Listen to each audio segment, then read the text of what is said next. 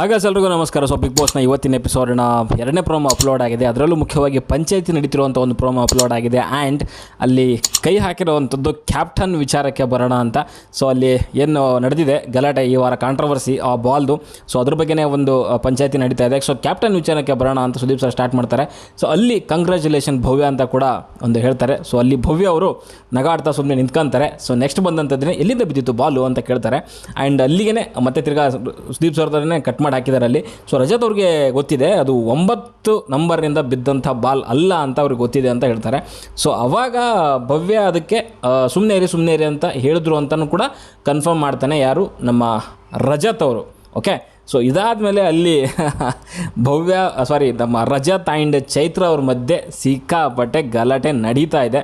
And ಅಲ್ಲಿ ನಮ್ಮ ಚೈತ್ರ ಅಂತೂ ಸುಮ್ಮನೆ ಇರೋವಂಥ ಪಾರ್ಟಿ ಅಲ್ವೇ ಅಲ್ಲ. ಯಾಕಂತಂದರೆ ಅವನು ಇವಾಗ ಸಿಗಾಕೊಂಡಿದ್ದಾನೆ ತಪ್ಪಲ್ಲಿ. ಖಂಡಿತವಾಗ್ಲೂ ಚೈತ್ರ ಅಂತೂ ಬಿಡೋಕ್ಕೆ ಚಾನ್ಸೇ ಇಲ್ಲ. ಅಲ್ಲಿ ಬ್ರೇಕ್ ಟೈಮಲ್ಲಿ ಫುಲ್ ಇಬ್ಬರ ಮಧ್ಯೆ ಗಲಾಟೆ ಅಂತೂ ಆಗಿದೆ. ಆ್ಯಂಡ್ ಮೋಕ್ಷಿತ ಕೂಡ ಅಲ್ಲಿ ನಾನು ಯಾವುದು ಇಲ್ಲದಿದ್ದಿಲ್ಲ, ಆಟ ಪಾಠ ಗೀಟ ಏನೋ ಕಥ ಅಂತ ಏನೋ ಅಳ್ತಾವಳೆ ಒಟ್ಟಿನಲ್ಲಿ ಖಂಡಿತವಾಗ್ಲೂ ಸರಿಯಾಗಂತೂ ಉಗ್ದವ್ರಂತ ಕ್ಲಿಯರಾಗಿ ಗೊತ್ತಾಗ್ತಿದೆ. ಯಾಕಂತಂದರೆ ಅಲ್ಲಿ ಮೋಕ್ಷಿತನೂ ಕೂಡ ಅಳ್ತಿದ್ದಾರೆ, ಭವ್ಯ ಕೂಡ ಅಳ್ತಿದ್ದಾರೆ, ಇವನು ಫುಲ್ ರೈಸ್ ಆಗವನೇ. ಇವರು 3 ಜನಕ್ಕಂತೂ ಸರಿಯಾಗಿ ರುಬ್ಬಿದಂಗೆ ಕಾಣಿಸ್ತಿದ್ದಾರೆ. ಆ್ಯಂಡ್ ಎಪಿಸೋಡ್ ನೋಡಿದ್ರೆ ಗೊತ್ತಾಗುತ್ತೆ ಸರಿಯಾಗಿ ರುಬ್ಬಿದಾರ ಅಥವಾ ಸುಮ್ಮನೆ ಶುಗರ್ ಕೋಟಿಂಗ್ ಹಾಕಿ ಉಗ್ದಿದ್ದಾರೆ ಅಂತ. ಯಾಕಂತಂದರೆ ಎಪಿಸೋಡಲ್ಲಿ ಇರೋವಂಥದ್ದು ನಮ್ಮ ಇದರಲ್ಲಿ ಇರೋದಿಲ್ಲ, ಪ್ರೋಮೋದಲ್ಲಿ ಇರೋವಂಥದ್ದು ಎಪಿಸೋಡಲ್ಲಿ ಇರೋದಿಲ್ಲ. ಓಕೆ, ಬಟ್ ಇವ್ರು ಅಳೋದೆಲ್ಲ ನೋಡ್ತಾ ಇದ್ದರೆ ಖಂಡಿತವಾಗ್ಲೂ ಒಂದು ಅಂದರೆ ಅವ್ರ ಮನಸ್ಸಿಗಂತೂ ತಟ್ಟಿದೆ, ಆ ಒಂದು ಮಟ್ಟಿಗಂತೂ ಹೇಳ್ಬೋದು. ಆ್ಯಂಡ್ ಇಲ್ಲಿ ಆವಾಗಲೇ ಹೇಳಿದ್ನಲ್ಲ ನಾನು, ಖಂಡಿತವಾಗ್ಲೂ ಅದು ಆಗಿದೆ, ಮೋಸ ಅಂತೂ ಆಗಿದೆ. ಇನ್ಯಾವನಾದರೂ ಸಮರ್ಥನೆ ಮಾಡ್ಕೊಂಬರೋ ಅವ್ರ ಸಪೋರ್ಟರ್ಗಳು PR ಪೇಜಸ್ಗಳು ಇದ್ದರೆ ನೀವು ಮಾಡ್ಕೊಳ್ಳಿ. ಇಡೀ ಕರ್ನಾಟಕ ಜನತೆ ನೋಡಿದೆ, ಅವರು ಫ್ಯಾನ್ಸ್ಗಳು ಅಷ್ಟೇ ಹೇಳ್ಬೋದು, ನ್ಯೂಟ್ರಲ್ ಆಡಿಯನ್ಸು ಇವು ನಾರ್ಮಲಿ ಎಲ್ಲ ಗೊತ್ತಾಯಿದೆ ಮೋಸ ಆಗಿದೆ ಅಂತ. ಓನ್ಲಿ ಈ ವೀಕ್ ಅಂತಲ್ಲ, ಲಾಸ್ಟ್ ವೀಕಲ್ಲೂ ಕೂಡ ಹಂಗೆ ಆಗಿರೋವಂಥದ್ದು. ಓಕೆ, ಆಲ್ರೆಡಿ ಸುಮಾರು ಮಾತಾಡ್ಬಿಡ್ತೀನಿ ಅದ್ರ ಬಗ್ಗೆ. ಸೊ ಲಾಸ್ಟ್ ವೀಕಲ್ಲೂ ಕೂಡ ಭವ್ಯ ಅವರು ಇದೇ ರಜತ್ ಟೀಮ್ಗೆ ಎದುರುಗಡೆಗೆ ಫೌಲ್ ಇದ್ದರೂ ಕೂಡ ಫೌಲು ಅಂತಂದರು. ಬಟ್ ಅಪೋಸಿಟಲ್ಲಿ ಇದ್ದಂಥದ್ದು ಇದೇ ರಜತ್ತು, ಇದೇ ಮೋಕ್ಷಿತ. ಇವಾಗ ಅವ್ರ ಟೀಮಲ್ಲಿ ಅವ್ರ ಕಣ್ಣೆದುರುಗಡೆಗೆ ಆಗಿದ್ದಂಥದ್ದನ್ನ ಬಾಯಿ ಬಿಚ್ಚಿ ಹೇಳಲಿಕ್ಕೆ ಅವ್ರಿಗೆ ಬಾಯಿ ನೋವು. ಅವಾಗಾದಾಗ ಅವ್ರ ತಂಡ ಇತ್ತಲ್ಲ, ಅವ್ರ ಬುಡಕ್ಕೆ ಬಂದಿತ್ತಲ್ಲ, ಅವಾಗ ಮಾತ್ರ ಹೇಳಿದ್ರು, ಕೂಗಿ ಹೇಳಿದ್ರು. ಇದೇ ರಜತ್ ಹೋಗ್ಬಿಟ್ಟು ಭವ್ಯ ಎದುರುಗಡೆಗೆ, ಭವ್ಯ ಅಜೀಬ್ ಆಗ್ಬಿಡ್ತೀಯಾ, ಪ್ರೂವ್ ಆಗಿ ಹೋಗ್ಬಿಡುತ್ತೆ, ನಿಜ ಹೇಳ್ತಾ ಇದ್ದೀನಿ, ತಾಯಣೆಗುವೆ ಅದು ಫೌಲ್ ಅಲ್ಲ, ಹಂಗೆ ಪುಂಗಿ ಪುಡಂಗು ಅಂದ್ಕೊಂಡೆಲ್ಲ ಪುಂಗ್ದ. ಇವಾಗೆಲ್ಲ ಗೊತ್ತಿದ್ರು ಕೂಡ ಅದನ್ನು ಮುಚ್ಕೊಂಡಿದ್ದ. ಯಾಕೆ? ನಮ್ಮ ಭವ್ಯ, ನಮ್ಮ ತ್ರಿವಿಕ್ರಮ್ ಗ್ರೂಪಿಸಮ್ ಮಾಡಬಾರ್ದು, ಇಂಡಿವಿಜುವಲಾಗಿ ಆಡಬೇಕು. ಮತ್ತು ಕೀಳಕ್ಕೆ ಸುಮ್ಮನೆ ಇದ್ದ. ಮತ್ತು ಏನು ನಾಟಕಗಳು ಆಡ್ತಾರೆ ಅಂತಂದರೆ ಅಲ್ಲಿ ಸುಮ್ಮನಿರು ಅಂದ್ಲಂತೆ, ಈ ವಯ್ಯ ಸುಮ್ಮನೆ ಬಂದುಬಿಟ್ನಂತೆ. ಇವನು ದೊಡ್ಡ ಏನು ಸ್ಟ್ರೇಟ್ ಫಾರ್ವರ್ಡ್ ಥರ ಬೇರೆಯವರಿಗೆ ಪುಂಗಿ ಹೇಳ್ತಾನೆ. ಸುರೇಶ ಪುಂಗ್ತಿದ್ದ, ಧನರಾಜು ಪುಂಗ್ತಿದ್ದ, ಮಕ್ಕಳು ಮಾತಾಡಲಿ ಅಂತ. ಇಲ್ಲಿ ಚೈತ್ರಾಗಂತೂ ನೋಡಿ, ಆ ಒಂದು ಯಾರು ಅತಿಥಿಗಳು ಮತ್ತು ಸಿಬ್ಬಂದಿಗಳಿದ್ದಾಗ, ಆ ಸಿಬ್ಬಂದಿ ಆದಾಗ ಚೈತ್ರಾಗ ಪರ್ಸ್ನಲ್ ಅಟ್ಯಾಕ್ ಎಲ್ಲ ಮಾಡಿದ್ರು ಈ ಭವ್ಯ ಮತ್ತು ಯಾರು ಇವನು ರಜತ್ತು. ಸುಮ್ಮನೆ ಬರ್ತಾ ಇರಬೇಕು, ತಿಂತಾ ಇರಬೇಕು, ಒಯ್ತಾ ಇರಬೇಕು, ಜಾಸ್ತಿ ಮಾತಾಡಿದ್ರೆ ಕತ್ತರಿಸ್ಬಿಡ್ತೀನಿ ಅಂತೆ. ಇದೇ ಭವ್ಯ ಮಾತಾಡಿದ್ದು ಕಿಚನಲ್ಲಿ ನಿಂತ್ಕೊಂಡಾಗ.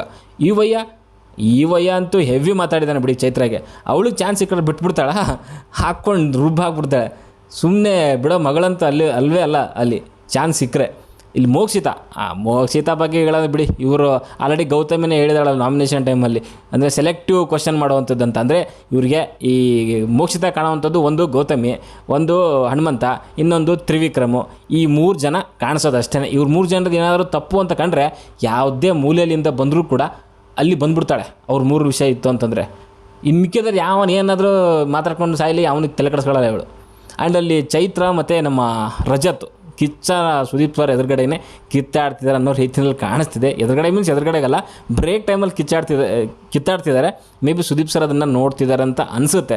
ಓಕೆ, ಸೊ ಅಲ್ಲಿ ನಾನು ಮಾಡಿಲ್ಲ ಅಂತ ಹೇಳ್ತಾ ಇಲ್ಲ, ನಾನು ಮಾಡಿದ್ದೀನಿ, ಒಪ್ಕೊಂಡಿದ್ದೀನಿ ಅನ್ನೋ ಒಂದು ಮಾತುಗಳು ರಜತ್ ಆಡ್ತಿದ್ದಾನೆ. ಸೊ ನಿಂದು ಎಲ್ಲಿದೆ, ಎಷ್ಟಿದೆ ಅಷ್ಟು ನೋಡ್ಕೊ ನೀನು ಅಂತ ಹೇಳ್ಬಿಟ್ಟು ಗೀ ಅಂತೆಲ್ಲ ಉಗಿತಿದ್ದಾನೆ ರಜತ್ತು. ಬುಡಕ್ಕೆ ಬೆಂಕಿ ಬಿದ್ದಿದೆಯಲ್ಲ, ಚೈತ್ರ ಉರ್ಸೋಕೆ ನಿಂತ್ಬಿಟ್ರೆ ಕೇಳಬೇಕಾ? ಅಮ್ಮ ಲಾಸ್ಟ್ ಒಂದು ಟಾಸ್ಕಲ್ಲೂ ಕೂಡ ಸರಿಯಾಗಿ ಉರ್ಸಾಕ್ಬಿಟ್ಟಿದ್ಲು. ಸೊ ಅಲ್ಲಿ ಅವನು ಫುಲ್ ಬರ್ನಿಂಗ್ ಆಗಿ ಹೋಗಿದ್ದ. ಬಟ್ ಇವಾಗಲೂ ಕೂಡ ಹಂಗೆ ಅದೇ ಒಂದು ಕಂಟಿನ್ಯೂ ಮಾಡ್ತಿದ್ದಾಳೆ. ಆಮೇಲೆ ರಜತ್, ನೀನು ಡ್ರಾಮ ಎಲ್ಲ ಬೇರೆ ಹತ್ರ ಇಟ್ಕೊಂಡು ನನ್ನ ಹತ್ರ ಇಟ್ಕೊಂಬೇಡ ಅಂತ ಅವನು, ನೀನು ರೌಡಿಸಮ್ ಎಲ್ಲ ನನ್ನ ಹತ್ರ ಇಟ್ಕೊಂಬೇಡ, ಬೇರೆ ಹತ್ರ ಇಟ್ಕೊಂತ ಇವಳು. ಒಟ್ಟಿನಲ್ಲಿ ಒಂದು ರೀತಿಯಲ್ಲಿ ಬಿಗ್ ಬಾಸ್ ಮನೆ ವೀಕೆಂಡಲ್ಲಿ ರಣರಂಗ ಅಂತೂ ಆಗಿದೆ ನೋಡಿ. ಒಂದೇ ಒಂದು ಸತ್ಯ ಯಾವ ಮಟ್ಟಕ್ಕೆ ಸೌಂಡ್ ಮಾಡುತ್ತೆ ಅಂತಂದರೆ, ಸೊ ಯಾಕಂದರೆ ಸತ್ಯದಲ್ಲಿ ಸತ್ಯ ಇದೆ. ಸೊ ಅದಕ್ಕೋಸ್ಕರನೇ ಆ ಒಂದು ಮಟ್ಟಕ್ಕೆ ಸೌಂಡ್ ಮಾಡ್ತಿದೆ. ಆ್ಯಂಡ್ ಅಲ್ಲಿ ಉಸ್ತುವಾರಿಗಳಿಗೂ ಕೂಡ ಕ್ಲಾಸ್ ತೊಗೊಂಡಿದ್ದಾರೆ, ಏನು ಎತ್ತ ಅಂತ ನೋಡಬೇಕು. ಆ್ಯಂಡ್ ಯಾವುದಾದ್ರ ಬಗ್ಗೆ ಮಾತಾಡಿದ್ದಾರೆ ಅಂತ ಕೂಡ ನೋಡಬೇಕು. ಒಟ್ಟಿನಲ್ಲಿ ಇವತ್ತಿನ ಒಂದು ಎಪಿಸೋಡಲ್ಲಿ ಒಂದು ಒಳ್ಳೆ ಅಂದರೆ ಒಂದು ಡ್ರಿಲ್ ಇದೆ ಅಂತ ಗೊತ್ತಾಗ್ತಿದೆ ಎಲ್ರಿಗೂ. ಸೊ ಯಾರ್ಯಾರು ತಪ್ಪು ಮಾಡಿದ್ದಾರೆ ಏನು ಎತ್ತ ಅಂತ. ಸೊ ಆಗಬೇಕಾಗಿತ್ತು. ಸೊ ಇನ್ನೂ ಆದರೂ ಸ್ವಲ್ಪ ಎಚ್ಚೆತ್ಕೊಂಡ್ರೆ ಒಳ್ಳೆಯದು. ಯಾಕಂತಂದರೆ ಪದೇ ಪದೇ ಈ ರೀತಿಯಲ್ಲಿ ಆಗ್ತಾಯಿದ್ರೆ ಸೊ ಮೋಸದಿಂದನೇ ಗೆದ್ದಿರೋ ರೀತಿಯಲ್ಲಿ ಅನಿಸುತ್ತೆ. ಓಕೆ, ಆ್ಯಂಡ್ 2 ಸಾರಿ ಕ್ಯಾಪ್ಟನ್ ಆದಾಗ ಕೂಡ ಕ್ಯಾಪ್ಟನ್ಸಿ ಅನ್ನೋ ಒಂದು ಇದಕ್ಕೆ ಅದು ಏನಂತಾರೆ ಅದಕ್ಕೆ ಘನತೆಗೇ ಒಂದು ರೀತಿಯಲ್ಲಿ ಇಲ್ಲ, ಯೋಗ್ಯತೆನೇ ಇಲ್ಲ ಅನ್ನೋ ರೀತಿಯಲ್ಲಿ ಮಾಡಿಟ್ಟಿದ್ದಾರೆ. ಅದಕ್ಕೆ ನಾನು ಆಲ್ರೆಡಿ ಹೇಳಿದೆ ಲಾಸ್ಟ್ ಟೈಮು ಕೂಡ ಅಷ್ಟೇ. ಸೊ ಕ್ಯಾಪ್ಟನ್ಸಿ ಇದು ಬಂದಾಗ ಭವ್ಯ ಅವ್ರು ಏನೂ ಮಾಡಲಿಲ್ಲ. ಸೊ ಮೊನ್ನೆ ಹೋದ ವಾರದಲ್ಲೂ ಕೂಡ ಕ್ಯಾಪ್ಟನ್ಸಿನಲ್ಲಿ ಅದು ಮನೆ ಕ್ಯಾಪ್ಟನ್ ಆಗಿದ್ದರು, ಟಾಸ್ಕ್ ಕ್ಯಾಪ್ಟನ್ ಆಗಿದ್ದರು, ಏನೂ ಮಾಡಿಲ್ಲ. ಎಲ್ಲ ಮಾಡಿದಂಥದ್ದು ರಜತ್ ತ್ರಿವಿಕ್ರಮ್, ಎಲ್ಲ ಡಿಸಿಷನ್ ಅವ್ರದ್ದೇ. ಇವ ಮುಂದೇನೂ ಡಿಸಿಷನ್ ಇಲ್ಲ. ಇನ್ನು ಕೆಲವರು ಬಂದರು ಕಮೆಂಟಲ್ಲಿ ಅವರು ಬೆಳಿಗ್ಗೆಯಿಂದ ಸಾಯಂಕಾಲದವರೆಗೂ ಕಿಚನಲ್ಲಿ ನಿಂತ್ಕೊಂಡಿದ್ರು, ಹಾಗೆ ನಿಂತ್ಕೊಂಡಿದ್ರು, ಹೀಗೆ ನಿಂತ್ಕೊಂಡಿದ್ರು ಎಲ್ಲ ಪುಂಕ್ತಾರೆ. ಅದ್ರ ಅಪೋಸಿಟ್ ಟೀಮಲ್ಲಿರೋವಂಥವ್ರು ಏನು ಮಾಡಿದ್ರು ಅಂತ ಅವ್ರಿಗೆ ಗೊತ್ತಾಗಲ್ಲ. ಟಾಸ್ಕ್ ವಿಚಾರದಲ್ಲೂ ಅಷ್ಟೇ, ಅವ್ರು ಎಷ್ಟು ಪಾಯಿಂಟ್ಸ್ ಕೊಟ್ಟರು, ಇವ್ರು ಎಷ್ಟು ಪಾಯಿಂಟ್ಸ್ ಕೊಟ್ಟರು. ಅವ್ರು ನೋಡಿದ್ರೆ 4 ಪಾಯಿಂಟ್ಸ್ ಕೊಟ್ಟಿದ್ದಾರೆ, ಇವರು 6 ಪಾಯಿಂಟ್ಸ್ ಕೊಟ್ಟಿದ್ದಾರೆ. ಅವ್ರು 6 ಪಾಯಿಂಟ್ ಫಸ್ಟ್ ಕೊಟ್ಟಿದ್ದಕ್ಕೋಸ್ಕರ ಅವ್ರಿಗಿಂತ ಕಡಿಮೆ ಕೊಡಬೇಕು ಅಂತ ರಜತ್ ಇವರೆಲ್ಲ ಪ್ಲ್ಯಾನ್ ಮಾಡಿದ್ದಕ್ಕೆ 4 ಪಾಯಿಂಟ್ಸ್ ಕೊಡ್ತಾರೆ. ಸಿಬ್ಬಂದಿಗಳಾಗಿ 10 ಪಟ್ಟು ಚೆನ್ನಾಗಿ ಮಾಡಿದ್ದಾರೆ ಚೈತ್ರ ಟೀಮ್ ಅವರು, ಇವರು ತುಕಾಲಿ ಟೀಮ್ಗಿಂತನೂ. ಯಾಕೆ ತುಕಾಲಿ ಟೀಮ್ ಅಂತಂದರೆ ಬರೀ personal target, personal attack. Rajath, Bhavya, Trivikram, Dhanraj ಒಬ್ಬನ ಬಿಟ್ಟು ಮೋಕ್ಷಿತಾಗಿ ಬಿಟ್ಟು ಇನ್ನು ಮಿಕ್ಕಿದವ್ರು 3 ಜನನು ಪರ್ಸ್ನಲ್ ಅಟ್ಯಾಕ್ಗಳು. ಮುಡಿಸ್ಬಿಡ್ತೀವಿ, ಸರ್ವಿಸ್ ಕೊಟ್ಟು ಆಚೆ ಕಳಿಸ್ತೀವಿ, ಇವಮ್ಮ ತಿಂತಾ ಇರಬೇಕು, ಬರ್ತಾ ಇರಬೇಕು, ಹೋಯ್ತಾ ಇರಬೇಕು, ಇಲ್ಲ ಕತ್ತರಿಸ್ಬಿಡ್ತೀನಿ, ಈ ಥರದ್ದೆಲ್ಲನೂ ಮಾತುಗಳು. ಆಮೇಲೆ ಇವ್ರಿಗೆ ಅದು ಹೆಂಗೆ ಕೊಟ್ಟರೆ ಗೊತ್ತಿಲ್ಲ ಕಿಚನ ಚಪ್ಪಾಳೆ ಹೋದ ಸರಿ, ನನಗೆ ಅರ್ಥನೇ ಆಗಲಿಲ್ಲ. ಇಷ್ಟಿದೆ. ಓಕೆ, ಸದ್ಯಕ್ಕೆ ಸಾಕು. ನಾನು ಹೇಳೋವಂಥದ್ದು ಏನು ಅಂತಂದರೆ ಅವ್ರ ಫ್ಯಾನ್ಸ್ಗಾದರೂ ಆಗಿರ್ಬೋದು, PR ಯಾರೇ ಬೇಕಾದರೂ ನೋಡ್ಕೊಳ್ಳಿ ಈ ವಿಡಿಯೋನ.